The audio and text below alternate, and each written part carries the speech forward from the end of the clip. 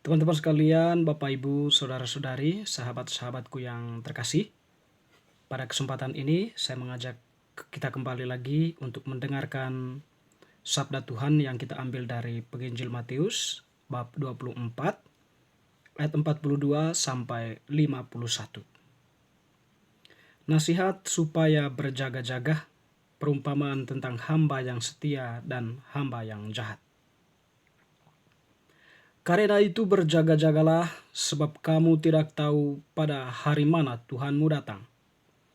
Tetapi ketahuilah ini, jika tuan rumah tahu pada waktu mana pada malam hari pencuri akan datang, sudahlah pasti ia berjaga-jaga dan tidak akan membiarkan rumahnya dibongkar. Sebab itu, hendaklah kamu juga siap sedia, karena Anak Manusia datang pada saat yang tidak kamu duga. Siapakah hamba yang setia dan bijaksana yang diangkat oleh tuannya atas orangnya untuk memberikan mereka makan pada waktunya? Berbahagialah hamba yang didapati tuannya melakukan tugasnya itu ketika tuannya itu datang. Aku berkata kepadamu, sesungguhnya tuannya itu akan mengangkat dia menjadi pengawas segala miliknya. Akan tetapi apabila hamba itu jahat dan berkata dalam hatinya, Tuanku tidak datang-datang, lalu ia mulai memukul hamba-hamba lain dan makan minum bersama pemabuk-pemabuk dan makan minum bersama pemabuk-pemabuk, maka tuan hamba itu akan datang pada hari yang tidak disangkakannya dan pada saat yang tidak diketahuinya, dan akan membunuh dia dan membuat dia senasib dengan orang-orang munafik. Di sanalah akan terdapat ratapan dan kertak gigi. Demikianlah sabda Tuhan, terpujilah Kristus. Teman-teman sekalian, Bapak, Ibu, saudara-saudari, sahabat-sahabatku yang terkasih, Penginjil Matius yang kita tampilkan tadi, ya, kalau kita merefleksikannya masing-masing, tentu kita mempunyai suatu pemahaman tersendiri atau suatu kesan atau pesan tersendiri yang kita peroleh. Pada kesempatan ini kita mencoba untuk merefleksikan bacaan tersebut, ya, bacaan Injil Matius tersebut dalam kesederhanaan yang mungkin berguna untuk kita. Jadi pada kesempatan ini Tuhan mengajak para pendengarnya waktu itu, ya, supaya berjaga-jaga. Berjaga-jaga ini tentu sebuah sikap antisipasi akan sesuatu yang tidak diketahui datang kepadanya. Kalau Tuhan tadi mengatakan bahwa sebab kamu tidak tahu pada hari mana Tuhanmu datang. Tetapi ketahuilah ini, ya, jika kamu tahu bahwa kapan pencuri datang, atau tuan rumah itu tahu kapan pencuri itu datang, tentu dia akan siap sedia.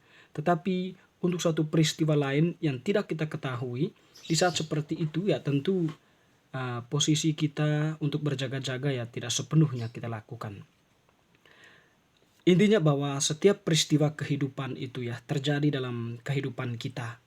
Tetapi kita tidak tahu kapan itu. Dan tentunya hal itu akan dialami oleh semua orang. Kalau seandainya kita tahu bahwa akan terjadi sesuatu atas diri kita, maka tentulah kita akan berjaga-jaga.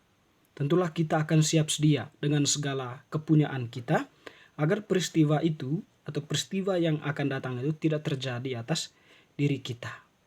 Ya, tetapi setiap peristiwa tidak kita ketahui sebab dia datang dari masa depan menuju masa kita saat ini. Tetapi Tuhan, ya, pada kesempatan ini mengantisipasi hal itu atau tahu tentang hal itu. Maka dia kemudian mengajak para pendengarnya untuk berjaga-jaga senantiasa. Tetapi dalam konteks iman, ya, iman, kepercayaan kita kepada Tuhan, berjaga-jaga dalam hal ini, ya, tentu dalam sebuah pemahaman kita diajak oleh Tuhan bahwa saatnya nanti kita akan meninggalkan dunia ini, atau saatnya nanti kita akan berangkat dari dunia ini. Tetapi peristiwa itu kita tidak tahu kapan peristiwa itu datang dalam hidup kita. Tuhan mengajak kita untuk berjaga-jaga. Pemahaman iman berjaga-jaga ini atau dalam konteks kepercayaan kita dalam berjaga-jaga ini mungkin berkaitan dengan kesiapan diri kita ya. Kesiapan diri kita untuk menyambut peristiwa itu.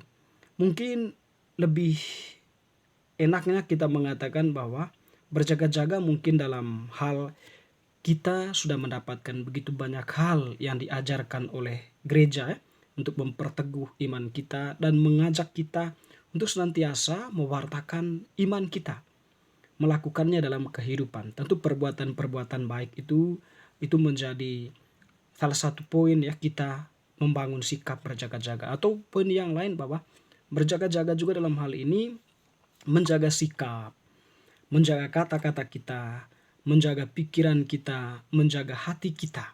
Intinya bahwa kesetiaan kepada Tuhan itu adalah salah satu poin penting juga dalam sikap antisipatif kita atau dalam sikap kita berjaga-jaga menantikan sesuatu yang akan datang dalam hidup kita. Ya mungkin juga selain itu ya bagaimana kita membangun sikap di hadapan Tuhan sendiri ya. Kerendahan hati, ketaatan, kesetiaan, dan yang paling penting itu adalah eh, kita merendahkan diri di hadapan Tuhan. Takut akan Tuhan itu juga merupakan poin penting yang perlu kita bangun sebagai bentuk ungkapan diri kita dalam posisi berjaga-jaga. Jadi teman-teman saudara-saudari mungkin ya refleksi kita berkaitan dengan berjaga-jaganya itu berkaitan dengan sikap kita, tutur kata kita terhadap yang lain, perbuatan kita, pikiran kita, rencana kita ya. Kita jaga agar tetap terarah kepada kebaikan bersama sebagaimana yang dikehendaki oleh Tuhan sendiri. Dan juga tentu di sini ada kesetiaan iman, ketaatan kepada Tuhan. Dan juga ya kita senantiasa menjalankan tugas kita sebagai orang-orang yang telah dibaptis ya dalam konteks kita sebagai pengikut Kristus. Tentu dalam konteks umum ya mungkin ini berkaitan dengan sikap dan perbuatan kita yang baik, kasih yang kita berikan, mungkin senyuman yang kita berikan, rangkulan yang kita berikan, itu semua adalah bentuk tindakan kita dalam hal berjaga-jaga. Tidak ada hal yang lebih penting sebenarnya ya, dalam memahami apa yang dikatakan oleh Tuhan ini ya, dalam kesederhanaan kita mengatakan kebaikan itu, melakukan kebaikan, melakukan kebenaran dalam hidup. Itulah sekiranya yang perlu kita lakukan. Menampilkan diri apa adanya. Bukan seperti orang yang munafik. Ya. Tuhan pada hari kemarin mengatakan memuji si Nathanael itu ya. Dialah orang Israel sejati. Tidak ada kepalsuan dalam dirinya. Itu kan mungkin yang disampaikan oleh Tuhan kepada kita berkaitan dengan iman seperti itu. Iman yang memang penuh dengan kesetiaan. Dan melakukan itu dalam kehidupan sehari-hari tanpa ada pertimbangan-pertimbangan, tanpa ada motivasi-motivasi seperti yang dilakukan oleh pada bacaan-bacaan sebelumnya oleh orang-orang munafik yang dikritik oleh Yesus ya dalam hal ini adalah ahli-ahli Taurat dan orang-orang Farisi itu. Jadi ya mungkin itu yang perlu kita lakukan dalam sikap berjaga-jaga yang dimaksudkan ya. Sebab kita tidak tahu kapan Tuhan menjemput kita dari dunia ini. Karena apa? Tuhan sudah menjanjikan kepada kita sebuah tempat yang layak untuk kita dalam rumah Bapanya.